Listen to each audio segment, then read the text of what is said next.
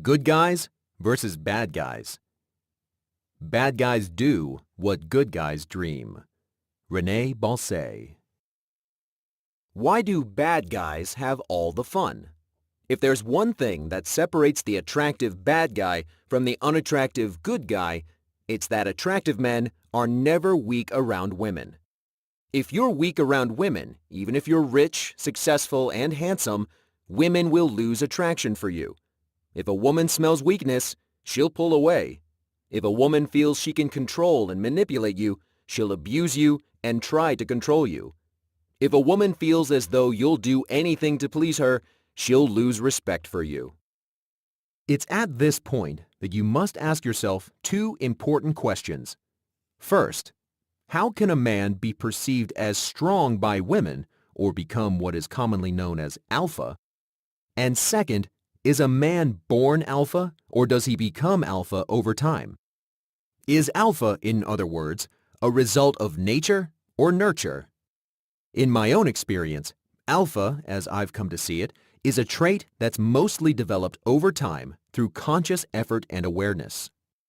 Alpha versus beta is strength versus weakness. The beta male is weak. The alpha male is strong. The alpha male consistently chooses strength over weakness. The beta male chooses weakness over strength. The alpha male takes the strongest course of action. The beta male takes the weakest course of action. But how do you know what actions are strong and what actions are weak? Let's take a look at some different scenarios that better demonstrate this point in more detail. Scenario number 1. Your girlfriend tells you she wants to break up with you. What is the strongest course of action you can take, and what is the weakest course of action? The weakest course of action is to beg and plead with your girlfriend to stay in the relationship.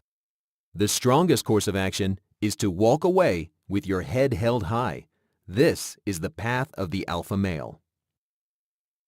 Scenario number 2. A woman doesn't respond to your text messages.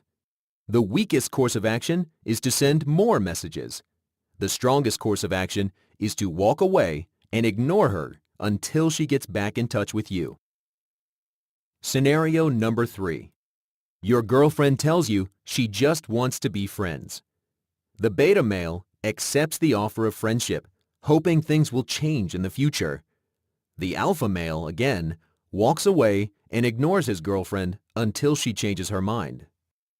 Whenever you're in any doubt about how you should interact with women, ask yourself one important question. What's the strongest course of action I can take? If you're being honest with yourself, you already know the answer. Strong actions and behaviors are actions and behaviors that make you feel good about yourself.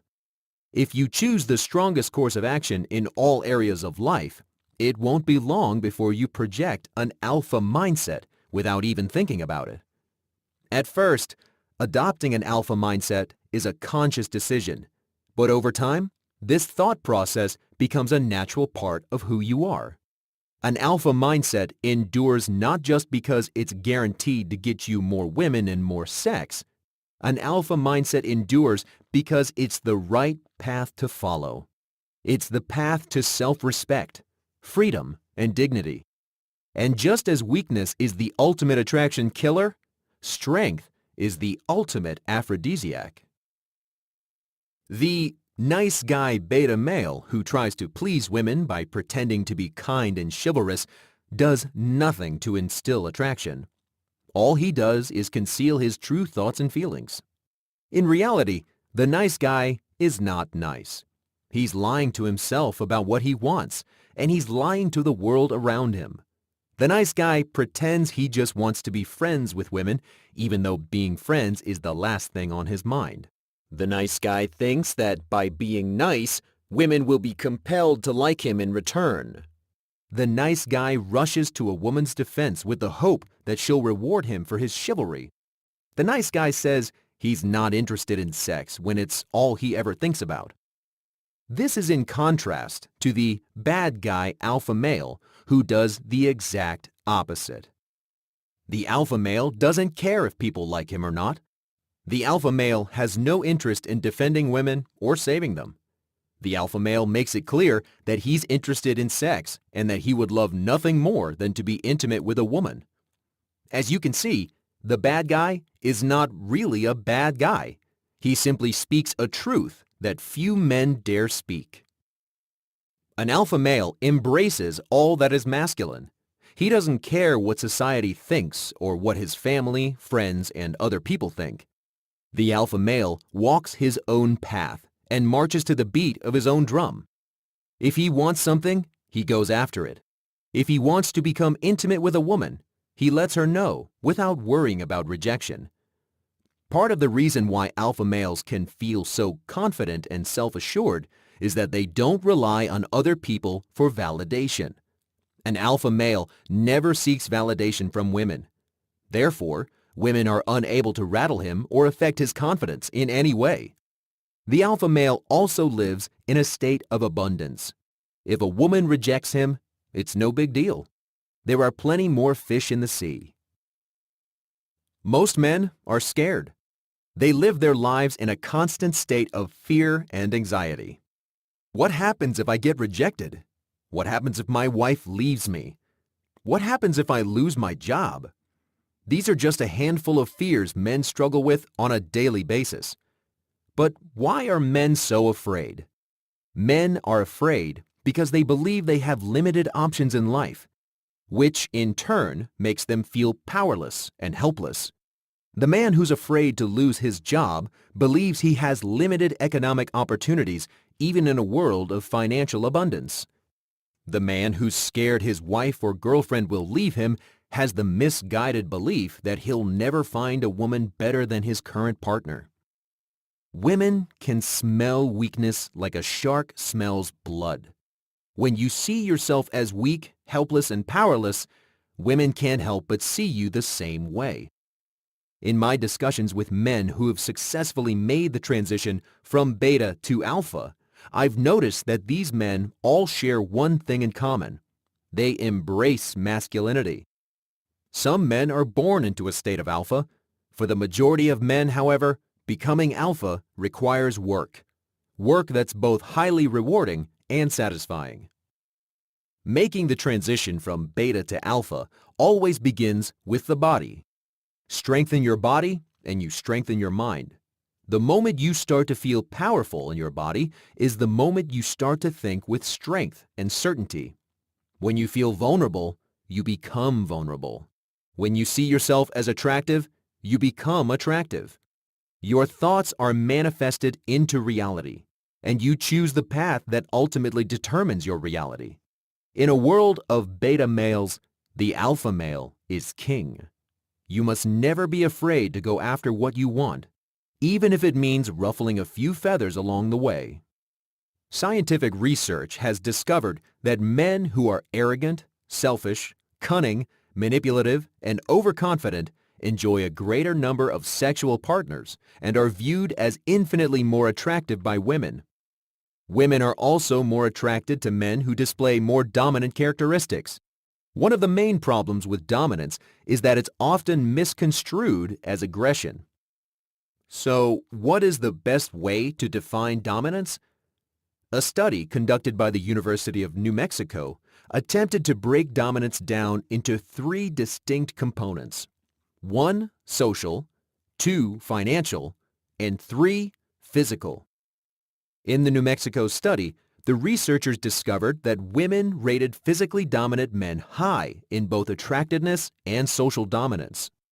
The effect of financial dominance on attraction, however, was found to be inconsistent to the extent that financial dominance in and of itself was not a reliable indicator of attraction. The New Mexico study also discovered that attractiveness was strongly correlated with the number of one-night stands a man was likely to have. Another study, published in the Journal of Personality and Social Psychology, discovered that dominant men were often perceived as sexually attractive, yet dominance had no effect on the man's overall level of likability. Exploring this topic further, a study carried out by UCLA researchers came to the conclusion that given a choice between a dominant man or a prestigious man, women have a definite preference for prestigious men. Prestigious men are still dominant, but they are dominant in a different way. A prestigious man is neither aggressive nor violent. He's too smart and efficient to indulge in such high-risk, low-reward behavior. Instead, the prestigious man constantly strives to raise his value in the world. He has clear and specific goals. Whether or not he's already achieved his goals is immaterial. Having a clear path and having direction in life is crucial when it comes to raising prestige. And as the UCLA research shows, being prestigious is much more attractive than being dominant. Further research published by researchers at the University of California, Irvine suggests that women who are more sensitive and submissive are viewed as more attractive by men. In fact, anytime a person displays behaviors that are consistent with their gender norms, for example, men displaying leadership qualities and women acting submissive and demure, that person is more likely to be seen as desirable by the opposite sex. Put simply, men are attracted to women who project feminine qualities, and women are attracted to men who project masculine qualities. Another unexpected and enlightening aspect of the research into attraction is that selfishness often makes men appear more attractive. Being strategically selfish and assertive lets women know that you're more likely to acquire resources and thus more likely to become successful. Your success is, after all, not only your success, but your partner and your offspring's success as well. Consider the following scenario. A man sits in a coffee shop. He takes a seat and picks up the menu. After studying the menu for several minutes, the man carefully returns the menu to its placeholder before lighting a cigarette. A moment later, a waiter comes up to the man to take his order. The man looks at the waiter and nods hello. "May I have a vegetarian sandwich and a sweet coffee, please?" the man says with a smile before adding, "Thank you." Later, the same man returns to the same coffee shop. The man puts his feet up on the chair next to him.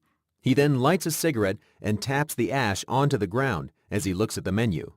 He leaves the menu on the table and the waiter approaches. Bring me a vegetarian sandwich and a sweet coffee," he grunts, not even looking at the waiter. The man finishes by dropping his cigarette on the ground and crushing it under his toe. The two scenarios outlined above describe an experiment carried out by researchers at the University of Amsterdam. The aim of the experiment was to examine how people watching the experiment would react to the polite man in comparison to the norm-violating man. The results of the study were both illuminating and insightful. People who viewed the footage of the man in the coffee shop rated the polite man as less powerful, whereas the norm-violating man was rated more powerful, even though the roles were played by the same actor. The implications of the study are both profound and instructive. The belief that you must be polite and kind to get ahead in life is nothing but an illusion. Women are attracted to men who project confidence and power. Bold men eat, while nice guys starve. To develop attraction, you must first develop the right mindset. You must be masculine. You must project strength. You must own your environment and your actions. And most important of all, you must be true to yourself and your desires.